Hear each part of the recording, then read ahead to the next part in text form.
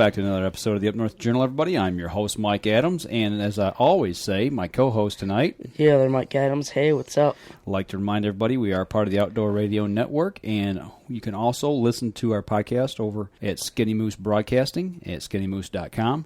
Actually, we'll be over there for about another month, Michael, and they have now put us on their website. Yeah, finally. Actually, the website that I write for, Michigan Hunting Today. If you go over to MichiganHuntingToday.com, you can, right there on the front page, you can see the outline for our podcast for the week and see what we talked about. And there's a little player there. Click on it and let her rip. Yeah. You know, one thing I've never heard of is a skinny moose. Well, evidently, over in the eastern part of the United States, there's a skinny moose. And they named a broadcasting company after it. So our website anyway. But... hey, just go over and check out those sites. You know, we write for Skinny Moose, also our blog site, Hooks and Bullets. And now I'm writing for the front page of MichiganHuntingToday.com. So just go over and give us a little bit of support on that site and click around and check it out and see what you think. Now, let's get to the show, man. We had a busy weekend. It has been, I don't know, we've crammed more into 2 days than we've crammed into a week here in a long time. But, you know, last week we kind of left everything hanging with the groundhog there, Michael. Yeah. You'd actually just skinned it and did everything with it. Where do you stand with that right now? Actually, I'm going to get it off tonight, and I'm going to get all the preservatives off of it, and I'm going to actually try to soften it up maybe or just hang it on the wall. Okay, fluff it up and get it all cleaned up and see what it looks like, huh? Yeah, take some pictures. Okay, cool. Going to put it on the website? Yeah. Okay, cool. All right. I knew we kind of left that hanging, but we got the... Now, we did measure the squirrel. We talked about that last week. We still haven't ordered the mannequin just yet for it. Yeah, but we can't find one that's the right size because he's too big. He's a big boy, so we got to get with our taxidermist and figure out just exactly what to do. We've got a couple ideas, and actually there's two different ones that we think will work. It's just we got to decide, do we need to order it just a little bit big or a little bit small? Yeah. So we'll get that worked out, and Mike will bring more of that for you on Game Bag and upcoming shows here. So now let's kind of get into what happened this weekend. We'll talk about our turkey hunting extravaganza this week. But first, what I want to do is, if everybody remembers, last week I talked about my wife and my daughter. We're going to go to the Camo and Lace event. No, it's not Camo and Lace like what you guys think. So get your minds out of the gutter. This is a ladies' event, okay?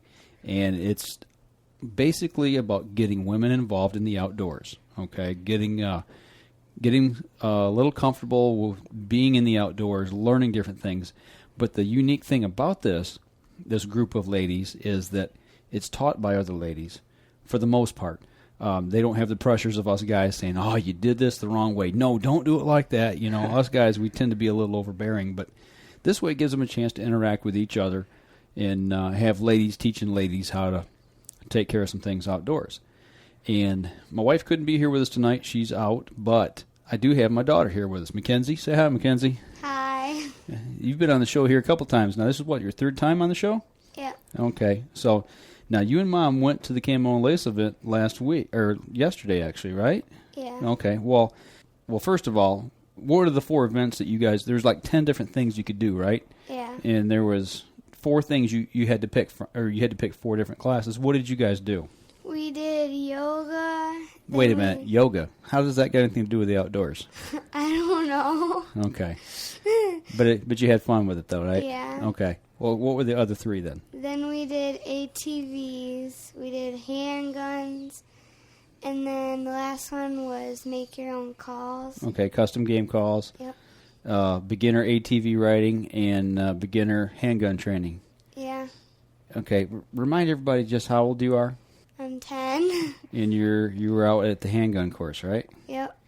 Okay, this is where it's going to get interesting a little bit, folks. But we're going to let her tell the story, okay? So you guys show up for the event. Tell us what it was about. Tell what you did and all the stuff and the fun you had and things like that. We want to hear all about this ladies' day out.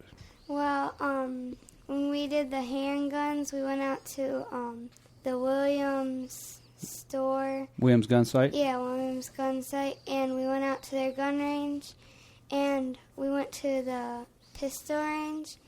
And me and my mom shot the .22 pistol. Now, were they revolvers or were they semi-automatic? Semi-automatic. Okay. And then I shot the 9mm, but Mom didn't want to. Okay. And that one kicked really hard. Yeah, okay. Yeah. Now, you guys, when you got out there, obviously they had some people there to watch and make sure and show you how to do things, right? Yeah. Okay. What are some of the things they taught you? They taught us how to hold it tight and stand in the position. The shooting position, okay. Did they talk a lot about safety and how to point the gun? Yeah. Of course, you knew all that already from Yeah. hunter safety, right? Yeah. Yeah, well, Mom told me a little something. She said that actually that this was one of the things that they did have a guy out there training. They had a guy and a lady. Oh, okay. Both training Yeah. on the pistol range. I forgot you were here, Michael. Sorry, I didn't mean to exclude you. If you got any questions, ask them, Okay. But Mom told me that when Mackenzie picked up the pistol after she'd been instructed and held it and got ready to fire, that the instructor looked at Mom and went, "Dang, she's good." He was impressed at the way. Remember, she's 10 years old. And here's a 10-year-old picking up a handgun and firing it properly and shooting. And also, she was hitting the target. She was hitting it quite well, I understand. And the gentleman who was a very strong NRA supporter, belonged to the NRA. He also teaches basic self-defense classes with handguns. And he was very impressed at the way you handled yourself on the range and with the pistol in your hand and your shooting ability, Mackenzie. He said that he was really, really surprised and pleased at the way you handled yourself out there, especially being 10 years old. We have all these preconceived notions a lot of times about how kids are supposed to act around guns and that we're supposed to keep them away from guns. And, it's a thing they're not supposed to have. Well, right here is proof positive that you teach a child, boy, girl, doesn't matter. You teach them right, and you ingrain that into their thinking and teach them properly. There's no reason it can't be fun, but more importantly, safe. And I'm proud of you, girl. I'm really proud of the way you handled yourself out there. I got good reports back on that. So Yeah. So how do you think you did shooting? Well, pretty good. You hitting the target? Yeah. What was it like to shoot the 22? It was kind of like shooting the regular 22 rifle, Okay. but it didn't go in the Into your arm. armpit. Yeah. A little different holding it with two hands out in Yeah. front of you and shooting, right? Yeah. Yeah. Was it hard to pick up the sights and line the sights up any harder than a rifle, or was it kind of the same? It was kind of the same, but I couldn't put my arm, like my cheek against the. It doesn't have a stock like Yeah. a rifle does, Or right? else I would get hit in the face. Yeah. You can't put it up to your eye, so you got to hold it out in front of you and line it up. A little bit different. So. Yeah, and when I shot the 9mm, Mom told me that the guy said that I was really good shooting at that, and I almost got ready to say that my daddy taught me that. Yep, Daddy taught you well. Yep, and your big brother teaches her a little bit too, I think, don't you? Yeah. Yeah. Yeah. I can tell you're a little jealous, aren't you? Not saying a whole lot over there. What's the matter? She got to go shooting and I didn't. Yeah, well, you got to go hunting, so Yeah. we'll talk more about that in the show. But okay, so that was the handgun training. Mom did well too, by the way. Yeah. And matter of fact, Mom told me she wants to shoot more. Yeah, Wait, she said she wants to get the pistol. Yep, she wants me to buy. Surprisingly. She wants me to buy a 22 pistol for her so she can go to the range and shoot. So that part worked out awesomely. It was just a great day, and you guys had a lot of fun. And now, talk about the ATV course that you guys took.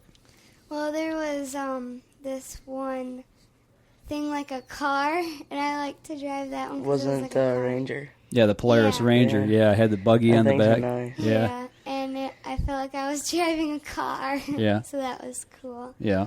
Okay. And then I rode the four-wheeler, and that went really fast. Yeah, it was bigger than the one you rode at the Jake's event last year, wasn't Yeah, it? it was a lot more roomy. I popped the wheelie on that one. Yeah. And they shut you down right away too, didn't they? Because they had a remote control thing. Did they have remotes on these, or did they just kind of told you how to ride and what to do and all that? So. And they made a course, and that was really hard. Yeah. Because you had to, like, zigzag all over the place. Teaching you how to turn properly and Yep. It'd be cool Keep if it the under control. Ranger have like a rock course and stuff. yeah, and go climbing something. Yeah. Yeah. You would do something like that. Yeah.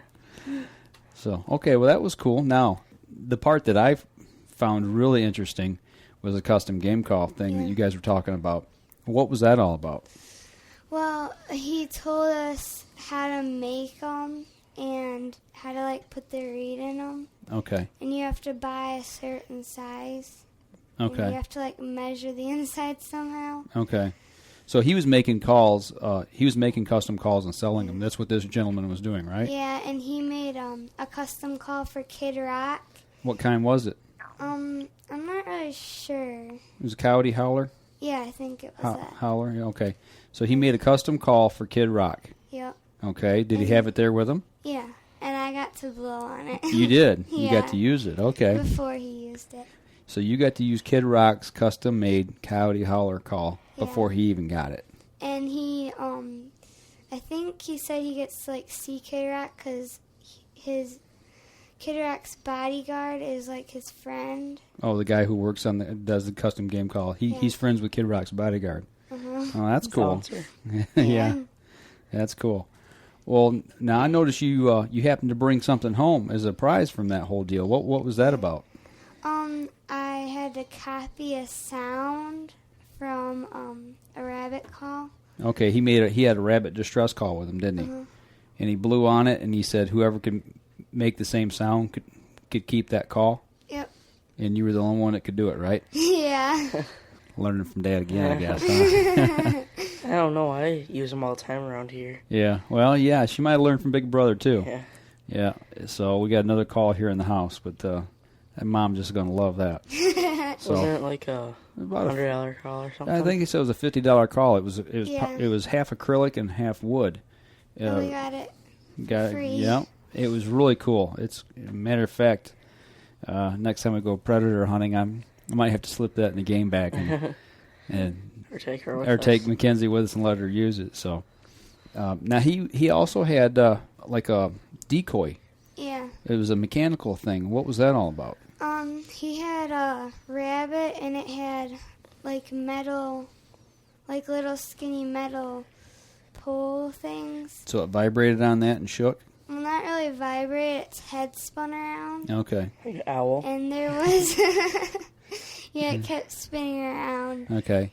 And there was a switch on the back by the butt. Okay. And it was like a tail, so. Okay. Now he had one that had feathers on it too, right? Yeah. It was, I think, supposed to be a sparrow injured. And then it, And you were the only one who knew what that was, right? Yeah. And guys, here's a 10-year-old girl who knows more about the game calls and the decoys that they were using than any of the other ladies that were there. And all the other ladies were like in their 30s and 40s. Yeah. So now, was there a lot of other young girls there or not? There was only one girl that was 8. Okay, so there was a girl that was 8, then you, and then it was older adult ladies, right? Mm-hmm. Okay. Now that morning, I understand he had an encounter with a predator in his backyard. What happened with that? Well, there was a coyote in his backyard, and he was trying to kill a gooseling. Goslings? Yeah, goslings. Okay. Yeah, and so he shot it. Okay, and he brought it in for everybody to see, right? Yep. And who got their picture made with it? Me. This guy seems to like you. So, sounds like you had a really good time. Yeah. Yeah, did you learn a lot? Yeah. Yeah, sounds like Mom did too. Yeah. She had fun and learned a lot. And now she wants you to buy a Ranger and a pistol. A Ranger? Well, if I buy a Ranger, it's going up north of me. I can tell you that. It's going to deer camp or turkey camp right now. I wish I could afford one of those. That would be nice, but maybe one day. Well, do you want to do it again next year? Yeah. Yeah, sounds like a good time. Take some friends maybe and introduce some other friends to the outdoors. Yeah. Yeah, that's what it's all about, isn't it? Yep. Yep. All right. Well, Mackenzie, thanks for being on the show, and I'm sure that we're going to have you on here real soon about turkey hunting, that is, if you get your foot better. Unfortunately, this week, she took a real bad fall at school and twisted her ankle real bad, and she's on crutches, and she did this the opening week of our turkey season here in Michigan, of our hunting part. We took the late hunt, so she didn't get to go out this weekend, and we're hoping that she gets back on those legs here real soon so we can get her out because we've only got 2 weekends left to hunt. Yeah, and it had to be this week that I sprained my ankle. Yeah, well, we'll get you out in the woods. 2 more weekends. Two more weekends. We'll get you out in the woods. Somehow or another, we're going to get you out there and hopefully get you a bird. So. Hey, wait, I have a question. Wasn't there a deal with the same fly guys at the Jake's event or something? Yeah, you guys said that there was a guy there tying flies. And it was yeah, he Mr. did Walker. A fly tying cast. I don't know how many times you said that on the I show. know, I say that all the time. And then he did a casting class. Oh, how to cast the rod? Yep. And I heard he made a special rod to give away for the ladies. Yep. A custom-made fly rod? And what color was that? That was pink. A pink fly rod. Yeah. And he made a pink camel case. I still would have tried to win it. You would. Yeah. I don't know about you sometimes, boy. As long as it catches fish. All right. Well, Mackenzie, thanks for coming in for the show tonight, and hopefully everybody that listened enjoyed it and understands that we need to get women involved in the outdoors and young ladies. And, we do that, then we can go out as a family. And that's the important thing is we get our wives and kids involved and take them out. Another good thing about it is it's really fun. And that's the important thing. It's fun. Okay. And you're safe. And safe. That's right. That's even more important. Yep. Okay. Well, thanks, and we'll have you on again here real soon, hopefully talking about turkey hunting. Yeah. All right. Yeah, it kind of sounds like they have an exorcist bunny on their hands. What? Exorcist bunny? Yeah, it has its head turned around. Spinning around. Okay. All right. Well, listen, folks, we need to take a quick break, and we'll be right back after this message.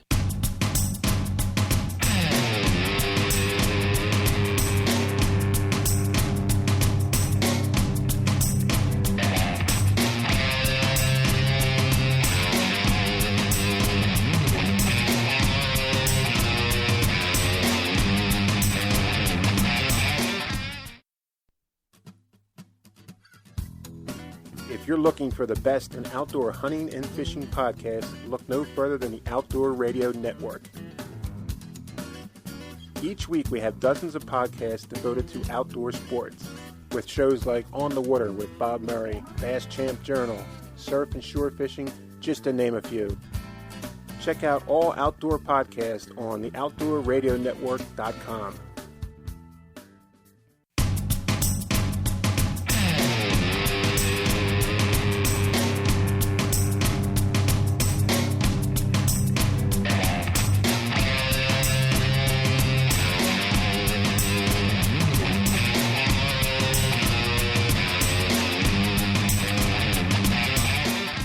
Welcome back, everybody, and now let's pick up back where we left off with what we did this weekend, Michael.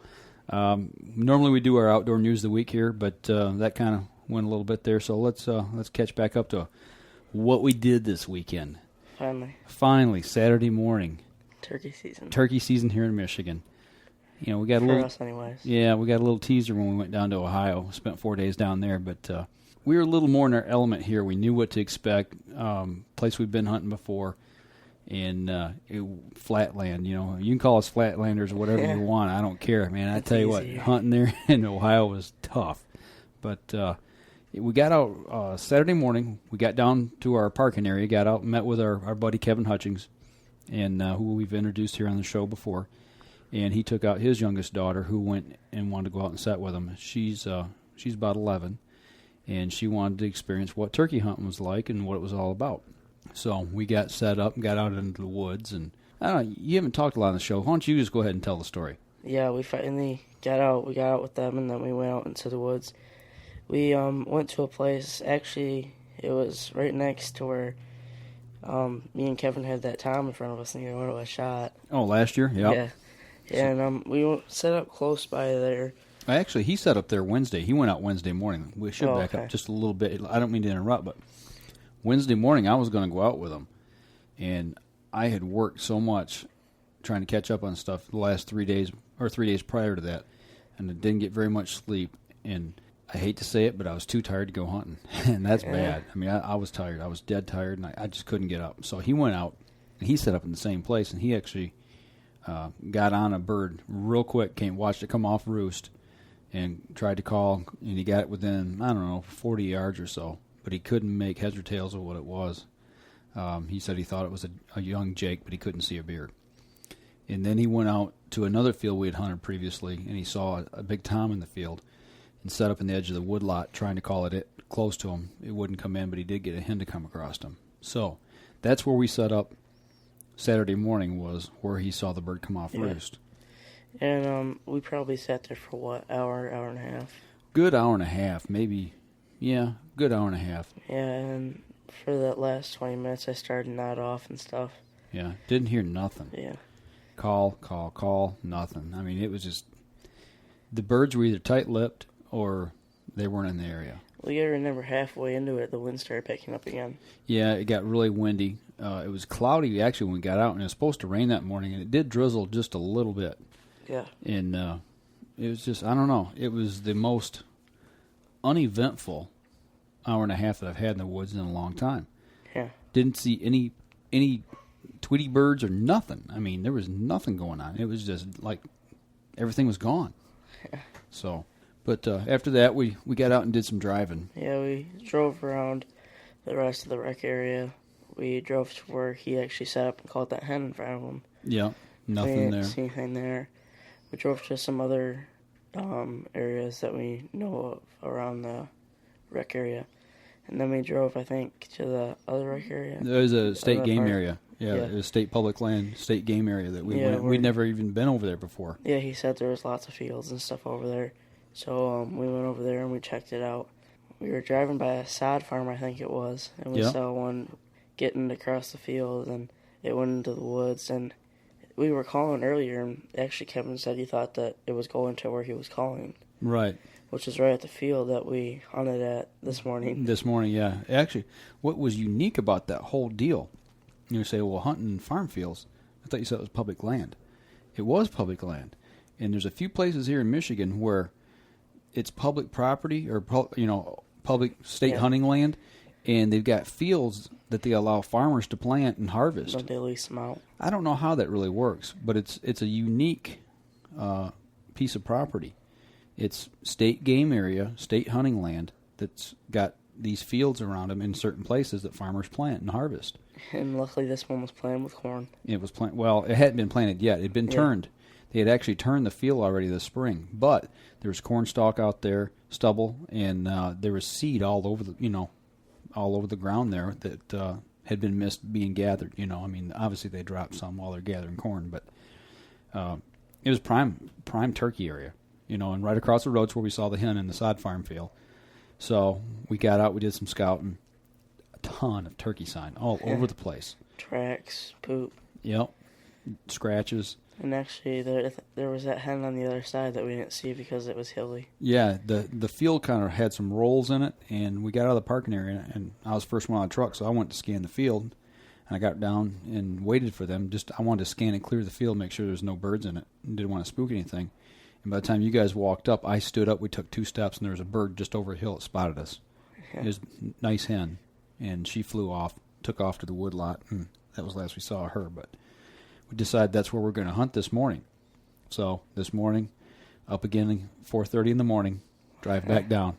That's the hardest part about getting up and going turkey hunting, man. Is our drive is a good 45-minute drive, and then where we hunted this morning was probably a good 10-minute drive from his house. Well, see, now we have to get up earlier because it's getting daylight sooner. It's getting daylight sooner every day. And actually today when we got out there, we were out there before 6 in the morning, and it was already breaking daylight.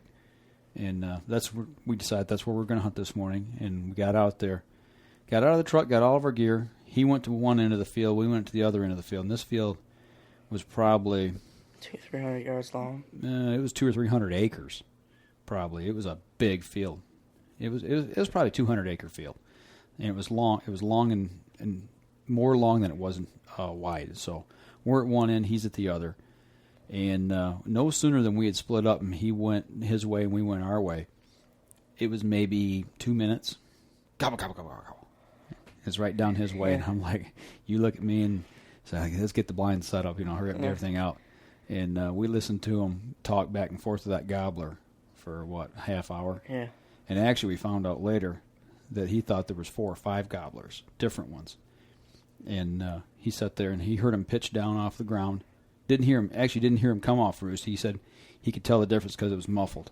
And that's one of the telltale signs is, bird up in the tree, nice and loud, hits the ground. It's a little quieter, a little more muffled when they gobble. And shortly after that, he heard the hens yelping, clucking, and that was the last he heard of them. So they henned up and took off.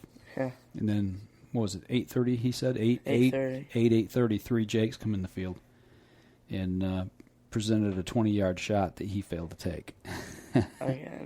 Again. And I don't want to rag on him too much. Yeah. He wasn't really sure about shooting the jakes, and he did the right thing. If you're unsure, you don't shoot. So I told him, no, it's completely legal to take a jake. I said that's a perfect opportunity for a young hunter to take their first bird. And he had his oldest daughter with him this morning, who is just getting ready to graduate high school. So she got the opportunity on her first turkey hunt, not only to hear a gobbler, she got to hear more than one gobbler, and she got hens and see hens 3 jakes. and seen 3 jakes right in front of her. So that's she got the whole deal. Yep, the whole deal. But she'll get her bird, and he'll get a bird too. They'll both take their first bird.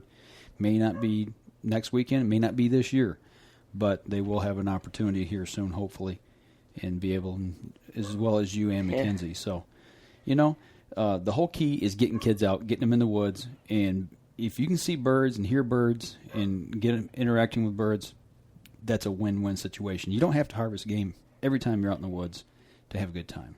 Like you said, if you call them in, you won. If I can call a bird in and I can get them to get in front of me, even if I don't shoot them, to me, I've won. I've won the game. I've tricked them and got them in. So, but we didn't see anything this morning. No, except them 2 ducks. Yeah, we saw 2 ducks busting across the field, flying across the field, and that was it. Well, I take that back. About 8:45, you were getting bored, and I'll let you cut loose on some crows. So yeah, I started crow calling. Got them all fired up. Yeah, he says, I think I got my crow call. He says, can I mess with them? I'm like, well, we're not seeing nothing. The wind's blowing. Have at it. And, you had the crows circling the doggone hunting blind and flying through the field and carrying on. It was pretty comical there for a little while. Yeah. It wasn't a bad morning. It got cold, though. The wind picked up about 8:30, and the sun went away. It got cloudy, and it got cold. Matter of fact, we had the thermosol going there at first, and I grabbed a hold of that thing and hung on to it just to have a little warmth in my hand. You said we really didn't hear anything, but you actually did hear something. What? Yeah, I heard you snoring. Yeah, I know. That's what I was going to say. Yeah, this cat was so tired that he wanted to give up hunting for sleep, so he laid down on the ground and fell asleep. Yeah. So I told him, I said, you know what? Bird comes in, I'm shooting it. That's okay with me. And it wasn't 5 minutes. Yeah, you were snoring. You were sawing logs. Matter of fact, I got it on videotape. Oh, nice. So maybe we'll have to put that on. But no, we had a good day. It wasn't bad. It got cold. We didn't see any birds, but we did hear gobblers. And we saw a couple birds yesterday out driving around, driving and calling. So, it wasn't a complete bust. We did interact with some birds somewhat. And we saw them 3 on the way to Kevin's house. Yeah, I saw 3 big toms out in the middle of a field that right against the wood line, the tree line right next to the farm field. There was a guy's pickup truck, and he must have been down there hunting them. So. And then there was some 3 hens. Remember, on the way back to his house today? Oh, yeah, saw 3 hens, almost in the same area. It was a little further down the road, but yeah, there was 3 hens in this guy's front yard, kind of meandering through. So, I don't know. We'll get at it from next week. I wasn't totally discouraged. The biggest thing is this week, and I guess this whole turkey season for me has been rushed. We put so much time and effort into preparing for Ohio that when we got back from Ohio, we just kind of dropped the ball on getting ready for our Michigan hunt. We put everything away. Yeah, we didn't really prepare for it the way I'd like to have. And when it come time to go, we're digging and scrambling, trying to get our gear together and get everything ready at the last second. And I just felt rushed. I worked a lot last week trying to get everything done in time to go turkey hunting. And it's just, I don't know.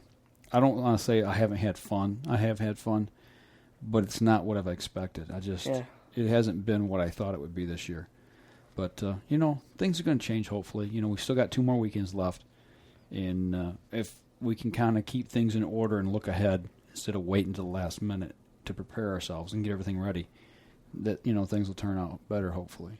We'll get Mackenzie out in the field, too. One thing I've noticed so far is for basically turkey season since it started, like not ours, but everyone else's. Early April, yeah. It's been completely different in weather. Like, it's been cold and breezy and stuff like that. Yeah, back in April, we had beautiful weather for 2 weeks, the first 2 weeks of turkey season, the middle of April to the beginning of May. And then our season started May 12th, which was this last Monday. The last 2 weeks here in May, it's gotten cold, it's gotten rainy, real windy. It's almost like they flip-flopped May and April of what the weather should be. Yeah. So the guys that hunted the early season had great weather. Now we've got junk, to hunt with. And we've had 2 tough days to hunt. It didn't rain, but it was real windy and cloudy, and it turned off cold. So that might have something to do with it. I don't know. Compared to last season. Yeah, last season was beautiful. Had beautiful weather. But, warm. We just gotta stay with it, and and even if we don't get a bird, it's still a good time to be in the woods.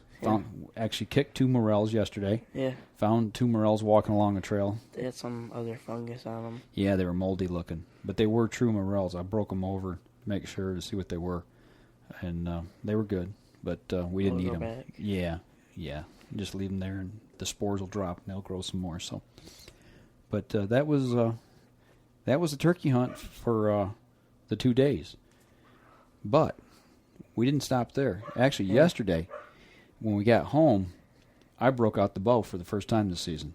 You and Jake did. Me and Jake got out in the front yard, threw the bag up, and I took my first 4 shots. First 4 shots, pretty good. Matter of fact, first shot was dead on. And I went down and pulled my arrows, and as I'm walking back to get my bow and pick it up, my arms start stiffening up. I'm like, man, am I out of shape from shooting or what? I shot 20 rounds. If you can hear our dog bark in the background, I don't know why, but they're out there barking. I don't mean to interrupt, but they're carrying on. Sorry about that. But I shot 20 rounds just to kind of loosen up and get the feel for it. And I'd say the bullseyes we're shooting, the circles were 3 or 4 inches. About 3 inches across, about the size of a nice size orange. And I hit probably in that circle 70% of the time. Dead bull probably 30% of the time. So I was really comfortable with my shooting for the first time of the season. And that was at 20 yards. Jake was all over the place, man. He was really erratic. I don't understand what happened with him over the season other than the fact he just hasn't been practicing. So hopefully we get him back on track. But he can't bow hunt this year anyway, so we'll get him straightened out.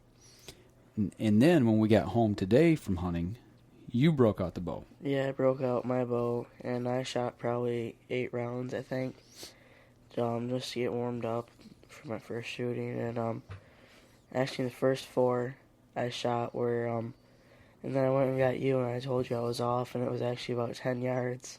Yeah.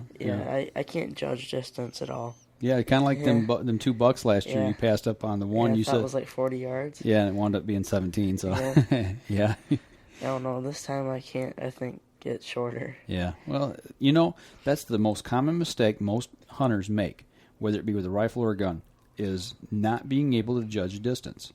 Rangefinder. Rangefinder is a good way to take care of that, but start looking at things that are known distances and familiarizing yourself with that. That's a good thing to do. You bring up a good point. You've got plenty of time between now and bow season or even rifle season. Start practicing judging distances of known distances to know how far that is, and start comparing things, and refreshing in your mind. Yeah. And getting practiced up for that. But more importantly, I practiced yesterday and you practiced today. And what was the reason for doing that? Because we went to do a 3D shoot today. Yep, we went to, we mentioned these folks last week on the show, and it's a group called Compass Outdoors, and their website is compassoutdoors.org, and it's a men's outreach program up in the Flint, Michigan area, which is right around the corner from where I work, literally 4 or 5 blocks away. And it's just a good group of guys who like to get together, have fun, talk hunting, talking fishing, and shoot their bows. And they've got an indoor 3D archery range. And for a small donation, you can go in and you can shoot the range. But today, they had an actual event that they put on, and it was called a William Tell shoot. And what they did is they took these styrofoam mannequin heads that you see on wigs and wig shops. I don't know if they still have them like that, but when I was a kid, you'd see these little heads. They're styrofoam heads, and they put that out on the range with an apple on top of it. And for $10, you got to shoot at it 10 times. And they're having a grand prize for the highest percentage of hits. And then they're having one random draw to give away some other prizes. How'd you shoot? I got really close. You got real close. Actually, you know what? You didn't hit any, but I tell you what, you were so close. It was unbelievable. I made like a complete circle all the way around the apple. You did. And I would say probably 60-70% of your shots were within an inch of the apple. And the apple was probably the size of a little bit bigger than a tennis ball, wouldn't you say? Yeah. A little bit bigger, not much, but a little bigger than a tennis ball. My sights were all screwed up, and I had to aim 4 inches down and 2 to the left. Yeah. Now, see, this is the thing. When we got there, they let us warm up, take as long as we want. We got to shoot the 3D targets. And you figured out that you were shooting, high left or high right? You were shooting high right. Yeah. And you had to make some adjustments. I didn't bring the tools to realign the sight. And what we figured out, we think, is because you've grown about 6 inches since last year, shooting. So that has thrown your body geometry off from what you were set up with last year. So, with that being said, you compensated and made the adjustments, and you still were within an inch of that apple all the way around it. I was very impressed at your shooting. You did a fine job. And had that sight been on, I think you would have tore it up pretty good. I had to shoot right below the ear. Yep. Yeah. Of the mannequin? Yeah. Yeah. You put 2 of them in his skull, though. Yeah, I jerked him down. I shot him in the eye, and I shot him in the forehead once. I was like, ooh, ow. It was pretty funny. I pinned him to the wall. You did. Yep. You pinned that poor guy's head right to the wall. But it was a lot of fun. I don't think anyone could trust me shooting an apple off their head. I wouldn't trust you. I wouldn't trust. That's what the range captain said. I wouldn't trust me. Yeah. No, he said he wouldn't trust Chuck Adams shooting at him. Oh. A big time game hunter, bow hunter. But I was pleased with my shooting. I did all right. I was all over that apple. I think I hit 6 out of 10, so 60% were in the apple, and 3 other ones were probably half inch away, and I had 1 flyer that was about 2.5, 3 inches away. You skinned the top of his head though. Yeah. I hit the apple, but I hit just a little low on it and almost scalped him. But I was pleased with my shooting. That's the second time I shot, and my groupings were good on the 3D range. And we shot a little video. Maybe we can if it's good enough, we'll put some of it on the on our television website. After I figured out how I needed to adjust, I was getting pretty good groupings. Yeah. And that's the whole key to it. Is once you get those groupings, you can adjust your sight pattern accordingly. And we just didn't have the tools to get you set up on that, so we'll get that all straightened out. But that was our week, and it was fun-filled, action-filled. We did a lot, and I was very pleased at the results of everything this weekend, except we didn't put any turkey in the freezer. But you know what? Yeah. Still had fun. I think the archery range was cool. You like that, huh? Yeah. I know where I'm going to be my whole summer. Well, listen, let's talk a little more about the archery range, but let's take a quick break, get our last break out of the way. We come back, we got a lot more in the show, and we'll be right back after this quick message.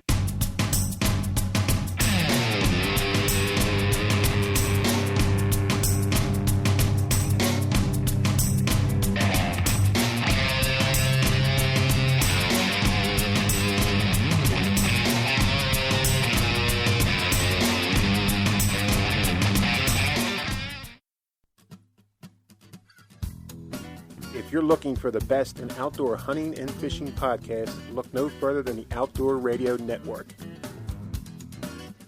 Each week we have dozens of podcasts devoted to outdoor sports, with shows like On the Water with Bob Murray, Bass Champ Journal, Surf and Shore Fishing, just to name a few. Check out all outdoor podcasts on the OutdoorRadioNetwork.com.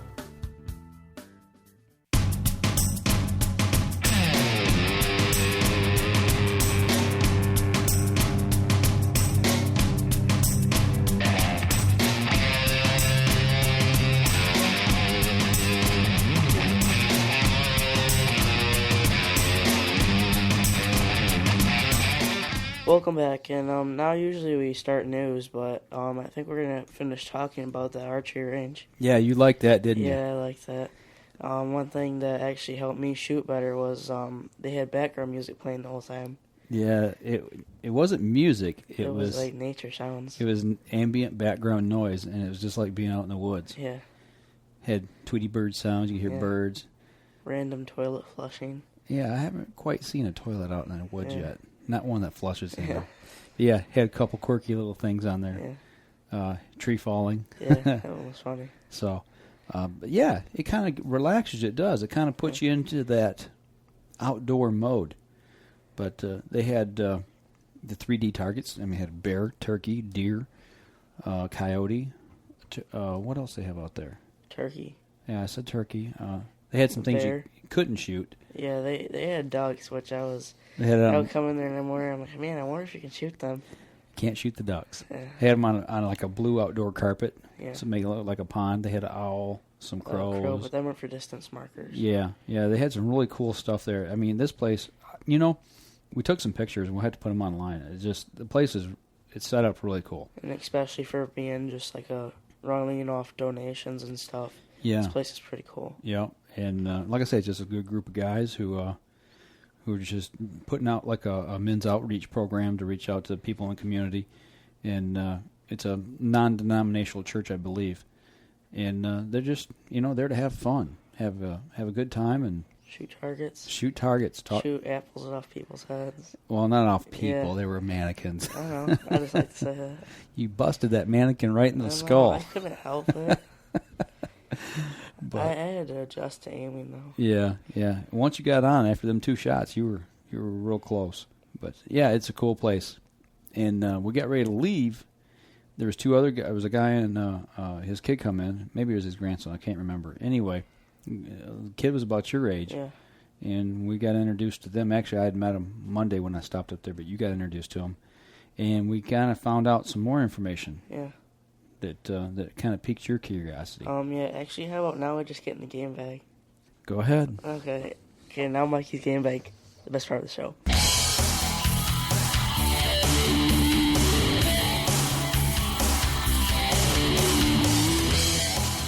Okay, just kind of threw that out there. I guess we'll get news off for later. Yeah, we'll put news later on the show. Yeah. You're just kind of taking over the show and yeah. mixing up the segments and doing what you want. So, Mikey's game bag, take it away. Okay. Well, actually, after talking to them for a little while, I found out that some of the guys there, they tie flies. Make sure I'm saying it right. Yep, tie flies, not fly ties. Yeah.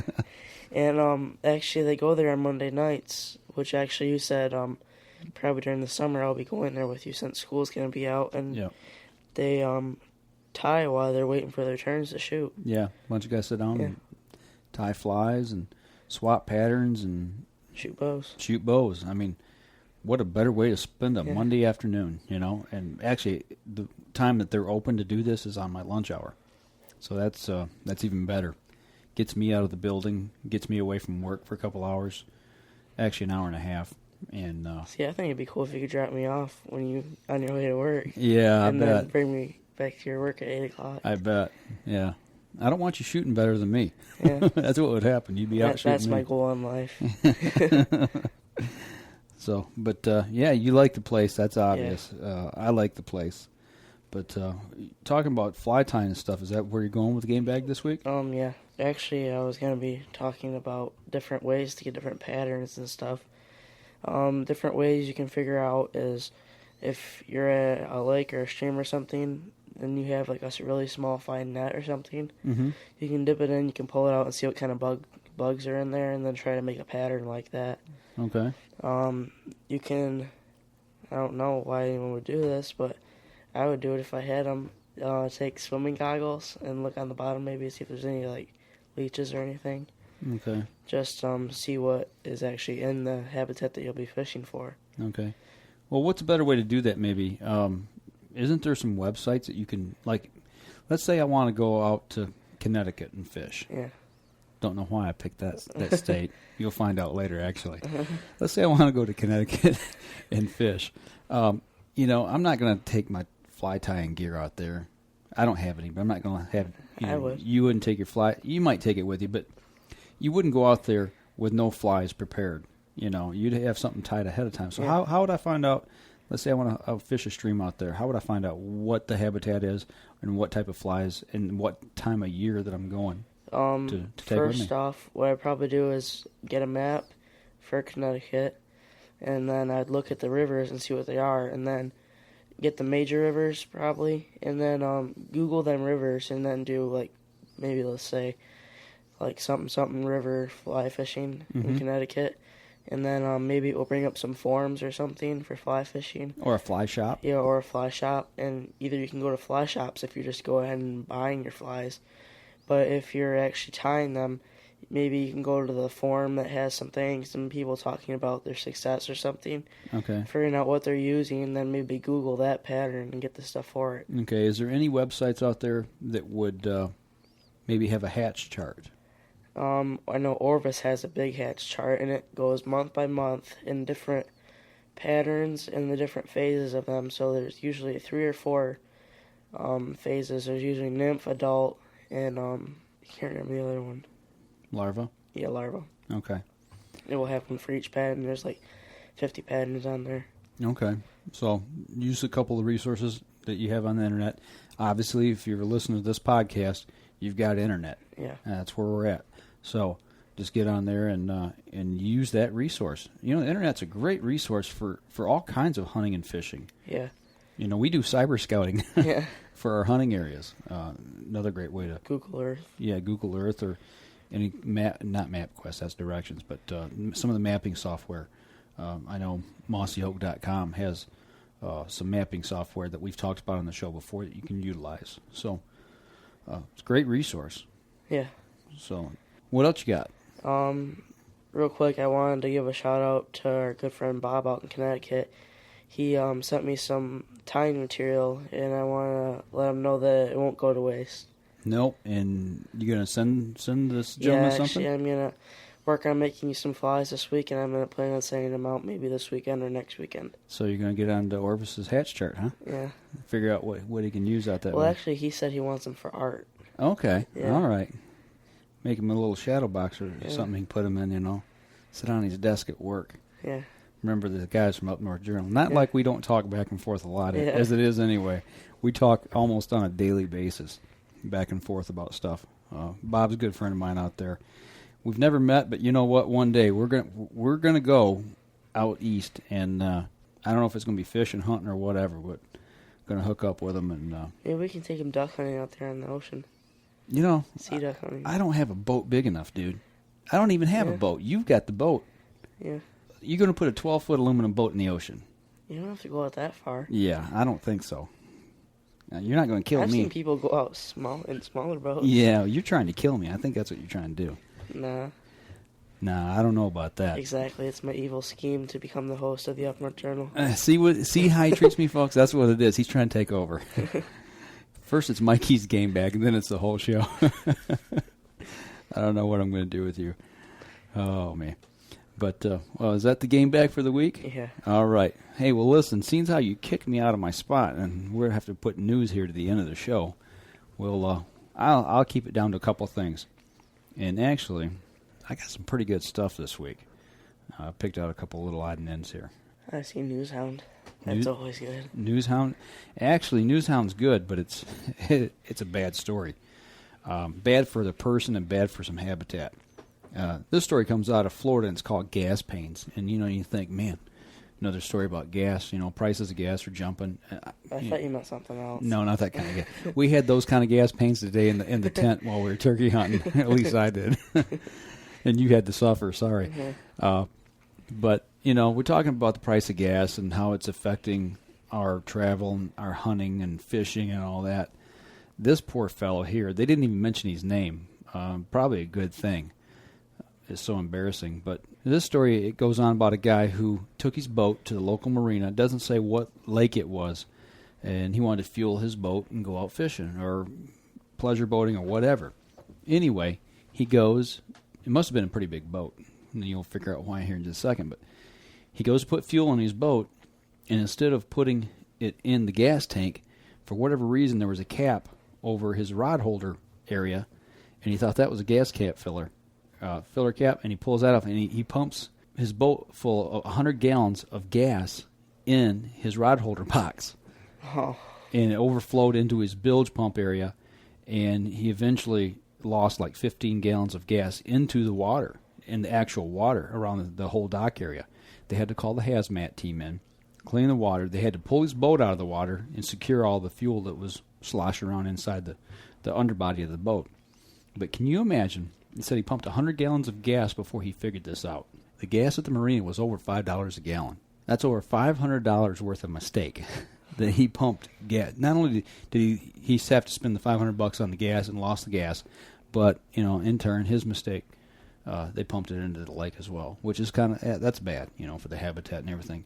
But costly mistake, guys. Take the time to remember where you put the gas in your boat. Don't put it in the wrong filler cap. Yeah, just it's a simple mistake the guy made, and unfortunately, it cost him quite a bit of money. Now, moving on. Now, this piece of news really disturbed me this week, and I actually wrote about it on the blog site, our Hooks and Bullets site. And once again, we're talking about Walmart. Good old Wally World has made a decision this year. We reported earlier this year about them deciding to start videotaping the firearm sales at their stores. It's kind of a quote-unquote gun registry, so to speak.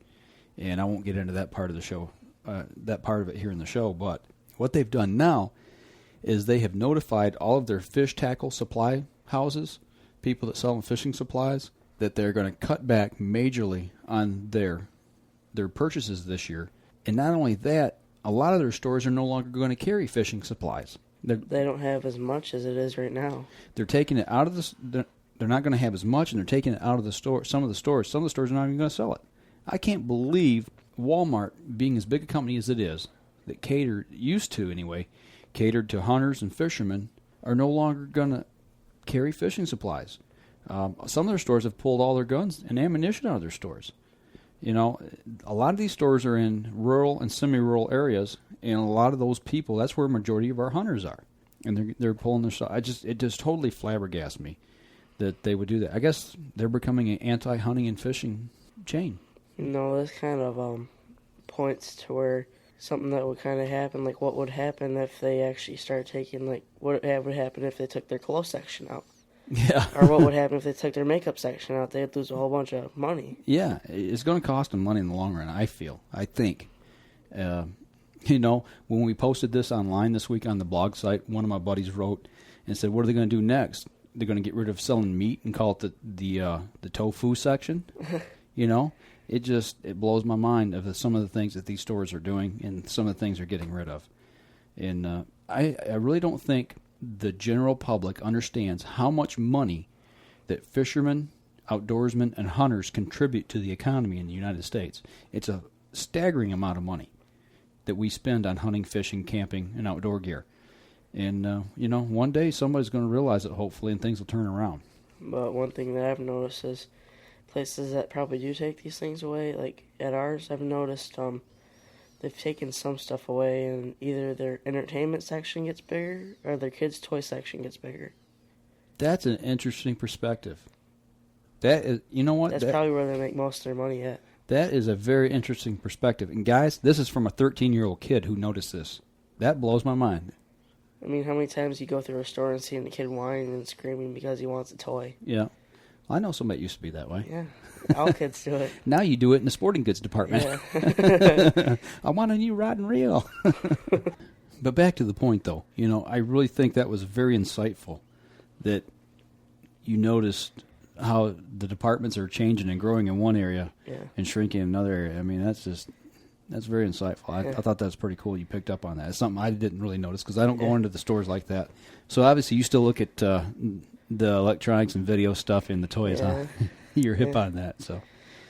Yeah, I mean, if anyone, I know Chuck probably knows this, but like if you've been seeing on TV and stuff, all new game systems that they've been coming out with, like 360 and stuff like that, they've added end caps like that. The glass cases, they've added like 5 of them just right in the middle of Right in the middle, yeah. So they need the space. They're going to get rid of the hunting and the fishing stuff to make space for the other toys and stuff that they can sell. Right.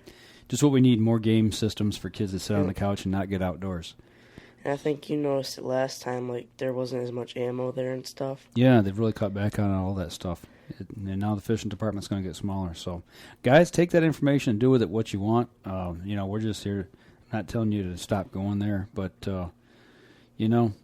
it's a sign of the times, and just like I said, take that information and do with it what you will. So, I got one more piece of news here that I want to get out, and this is really cool.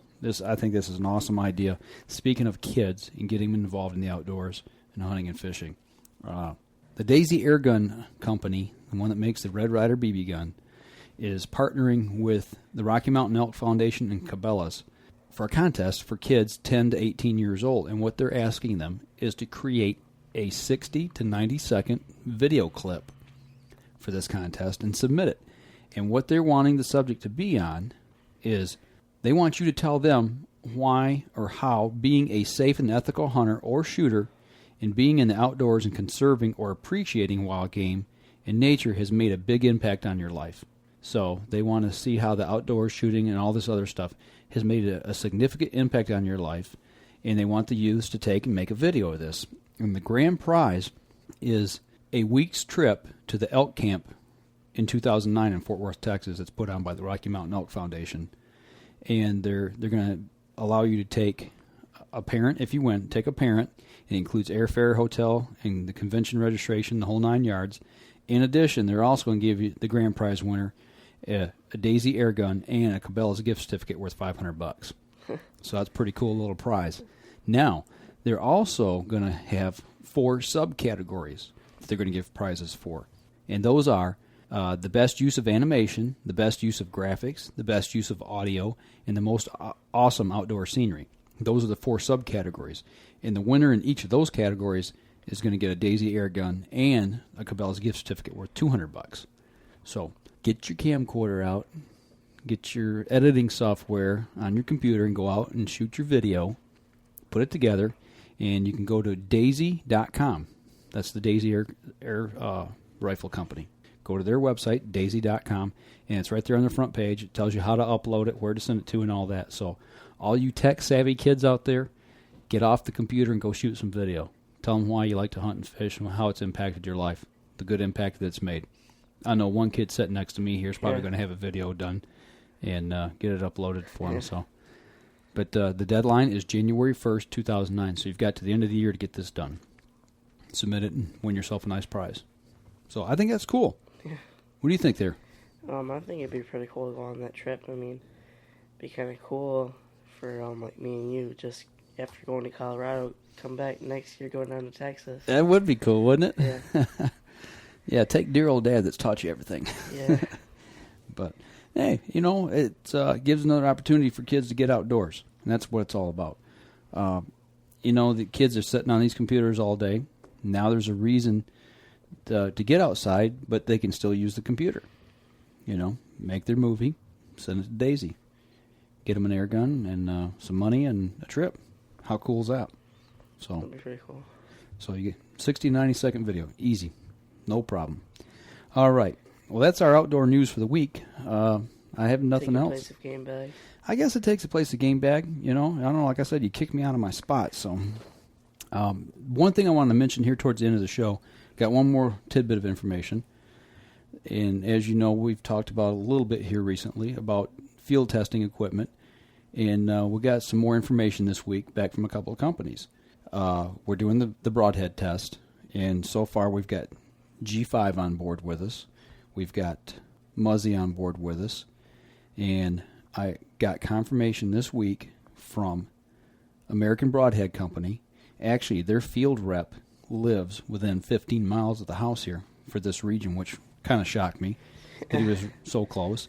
And we're going to get together, and he's going to get with us, and we're actually going to do some shooting with him. And hopefully that'll lead into some really good stuff. And I also got confirmation back this week from Grim Reaper Broadheads, and they're on board. So we got 4 different companies that is going to supply us with broadheads to actually put in the field and field test. We're going to range test them. We're going to field test them out in the field on hopefully arrow some big game, and see how they perform. And the ones that are coming from Grim Reaper are mechanical, which I'm excited about. I've always had a preconceived idea about mechanical blades. And my thought on them was always, if it's mechanical, it can fail. You know, if it's a fixed blade's a fixed blade. It's not going to not open up, you know, on penetration. So hopefully by testing this, at least the Grim Reapers, that it will give me either some confidence in using a mechanical blade, or we're going to see if it actually, my worst fears come true, that maybe in some instances they don't even open up. So I don't know. I'm excited about that. That gives us an opportunity to really put them to the test. We've got a couple different scenarios of things that we're working on that we're going to put them through, not just on the range, but we got some ideas that we're working on of trying to think of different and unique ways to field test these. So we'll see what happens with that. Kind of like archery stand. Yeah. On the side of the house. Yeah, that's a little different. Yeah, I'm always thinking out on the edge, you know. And something else we come up with this week. We've gotten letters from, and emails from some youth out there who are interested in archery. And, last year, Aaron out on the west side of the state, he emailed us. He's into archery, had a lot of questions. We talked back and forth. And now we got the young guy out in Cedar Rapids, Iowa, who's asking some questions. And we've had a couple other guys who have talked about bow hunting, asking for advice. And I really don't... Tim about his kid? Yeah, a buddy of ours, Tim in Flint, he's fixing to outfit his kid with a bow. And I don't like to recommend name brands. You know, I don't like to push it because we're not sponsored. Well, that's why we're field testing. That's why we're field testing. You know, we're taking what we can get, putting it in the field, and we're going to show you the results. But I don't like pushing name brands. We're not all about that. So I hate to give advice to people about what they should do or what they should buy because, you need to feel comfortable with the gear that you get. But what I do want to do is be able to give them some general knowledge. But what we're going to do now is we're trying to get some of the bigger companies that make and manufacture bows to come on board with us, and we're going to do a youth compound bow field test. No, it'll be major participation in that.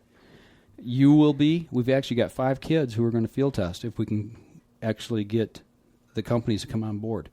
And we've already got one company that has agreed to come on board with us, and that's Bowtech. Bowtech/Diamond that makes youth bows as well as the adult-sized bows. But we need to secure a couple more companies before that we're going to be able to do this. So just keep your ears tuned to the Up North Journal here, and hopefully we can facilitate that and get that going. I know there's a lot of up-and-coming hunters out there, and you're always wondering, what's the best bow out there? What should I buy? How does this work? What would be the best fit? So we're going to run it through the paces and let you guys try these things if we can actually get a couple more companies on board. We've already got one, and that's a big step for us. So exciting stuff, man. Yeah. Exciting stuff. Archery season's going to be here before you know it. So we're going to get out there and get after it. So with that being said, I want to wrap up the show here. One little piece of information this week is you guys all know we've been writing for Hooks and Bullets, which is my blog site that I write for Skinny Moose Media. And that's based on the MichiganHuntingToday.com website. And actually, this week I started writing for Michigan Hunting Today, their main page, and posted my first article on that here this weekend. And they're also going to link with the podcast. So you guys, if you want to go over there, and you can knock out 3 birds with 1 stone. You can read what I wrote on the Michigan Hunting Today website. Then you can cruise over, and right on the front page is also a link to Hooks and Bullets. And you can go there and read the stuff I'm writing there. And not only that, but on the front page, we've also got the podcast. They've put a thing up there. You can check out the outline of the show for the week, the notes that we did, and see what we're talking about. And you can click on the player and listen to the show. So good times, man. Yeah. Things are moving again. We're always adding stuff, and things are growing here. So if you like the podcast, tell a friend. Tell your family. Tell your neighbor. Tell anybody you know. Let everybody know that, what we're talking about and things like that. We're always looking to get the numbers up there. And we want to just say thank you for your continued support in this and listening to the show. And as always, shoot us an email. We'd love to hear from you. I got an email from a guy up in Canada this week about a cougar sighting. And if you guys want to read about that, go to the Hooks and Bullets site. I think you told that story on here. Yeah, he saw that. Well, he emailed me back, and that guy saw another one this week. Yeah. Same spot, different one, because it was a black cougar, I think he said, or a darker colored one. So, just that blows my mind that these people seeing cougars. We're not used to that here in Michigan. Not to say that there's not any here. It's just it's something we don't see. It's probably like our raccoons here. I don't know. We'll see. But yeah, he wrote me back. So, email us. Let us know if you got a cool story. Email us. Let us know how your turkey season's going. There's a couple guys out there that I know were going out of state, going to different places and hunting, and a couple of young guys who were going for the first time. Shoot us an email. Tell us your story. Send us some pictures and let us know how your season went or how it's going for you. And maybe we'll put them on the blog site, and we love to hear stories. If you don't agree with what we're saying, sometimes we make mistakes. Let us know if we made a mistake. Or let us know if you don't agree with it. And, we talk about it. Hey, that's cool. That's what we're here for. So remember, upnorthjournal.com. That's where you can find all of our stuff. And if you want to email us, my email address, michaeladams@upnorthjournal.com. That's pretty easy to remember. So shoot us a link. And Mikey's got one on there, Mikey's Game Bag at upnorthjournal.com. I wish some more people would send me emails. All I get is really from Chuck and Bob Rich. Yeah. Well, yeah, you guys out there, you hear that? Shoot them some emails. If you got a question, especially for you younger guys out there hunting, fishing, whatever, 13-year-old kid here, he wants to talk hunting and fishing. So throw one at him. See if he can answer a question for you. Yeah, I need to get off the forums. I'm on them too much. Yeah. Well, that's why we get a lot of our information, especially here locally. It's a good resource. So, but that's all I got for this week. It's been a fun-filled week. You got anything else? No, I'm pooped. Man, I'm tired. We really did a lot this weekend and crammed a lot in a short amount of time. So, another fun-filled week here at the Up North Journal. We're going to get back out, do some turkey hunting next week. And actually, I think, is next week Memorial Day? Yeah. Yeah, so we'll have 3 days of hunting. What more can you ask for? All right, guys. Hey, listen. As we always say here at the Up North Journal, if you're out in the woods or out on the water, shoot straight and be safe. Until next time on the Up North Journal.